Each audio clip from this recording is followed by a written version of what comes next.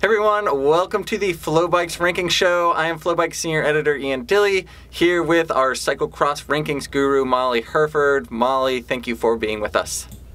Thanks for having me. Today we are going to talk about our men's international rankings, starting out with number 18, Tom Pidcock, the great hope of Great Britain. He moves up from 22 to 18th. Can you tell us a little bit about what we've seen from Pidcock the last couple weeks and why he's moving up in our rankings? Yeah, so this weekend he had a super impressive win in Tabor in the U23 men's field at the World Cup. So great race there, but he's also been doing quite well in the elite men's field. So he was 4th in Gavir. Last weekend, he's really aggressively racing too. So even when he's not having fantastic results in the men's fields, when he is racing in them for like the DBV, for example, he's still really coming out. He's in the lead groups, he's making moves, he's challenging the big guys, even though he's kind of falling away towards the last couple laps of the race. Yeah, super exciting to see young talent coming up, shaking things up. It seems like we're hoping for anybody to rise through the ranks and challenge the hierarchy at the top. We'll get to that in a second, but yeah, go back to our site, check out Gavre, Yarmarket Cross, Flandrian Cross, Pidcock up in the mix. Really making the racing exciting. He really led the chase at Flandrian Cross to try to bring back Vanderpol. Ultimately ended up fading, but yeah, exciting racing from him. And then the big drama from last week was Wout van Aert's Instagram post, F the haters. It was in a foreign language, so again, maybe something was lost in translation here. What was this about?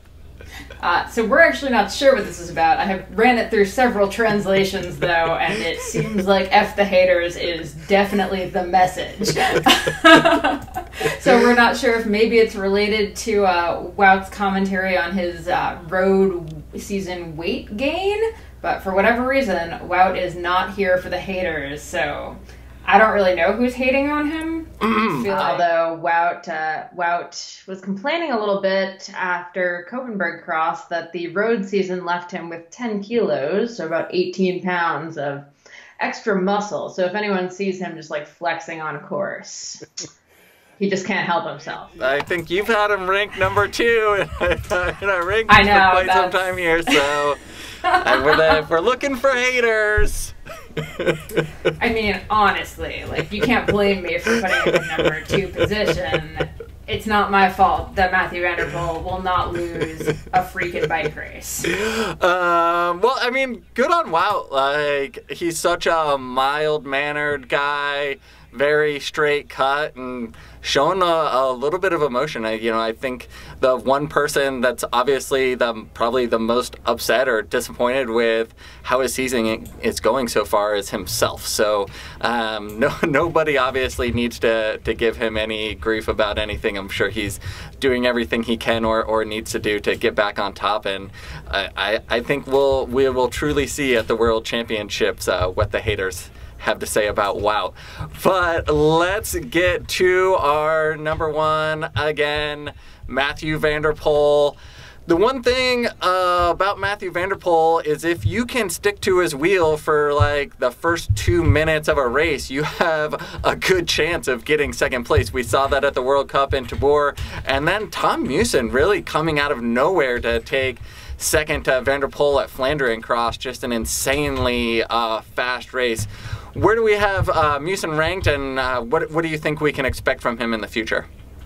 You know, I'd like to have a good prediction for the future, but this is the first big result that he's had in almost 2 seasons. We're pretty sure he hasn't really made it onto a podium in a couple of years now, so this is a huge result for him, and, you know, maybe it was just really smart racing, maybe it was the fact that he just handles the really long drives really well, because a lot of people had to get in their camper vans and drive from Tabor all the way back to Hama for Flandrian Cross, which is, I believe, a 15-hour drive, give or take. So it was kind of a race of like who has the best legs after such a crazy drive.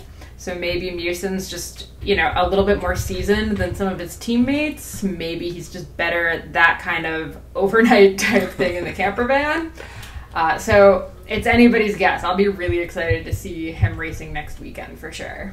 Yeah, I would be interested to see just one more challenger up in the mix, and you know, seeing if anybody can topple Mathieu Vanderpol. I would also like to note Mucin has a very interesting bunny hopping style. He's one of the older racers, 30 years old, in the field. He was doing like this tabletop type hop over the barriers. Maybe still hasn't perfected that, but hopefully we'll see more of him soon, and we will be back in 2 weeks with another round of our international rankings. Molly, thanks for being here and putting our rankings together.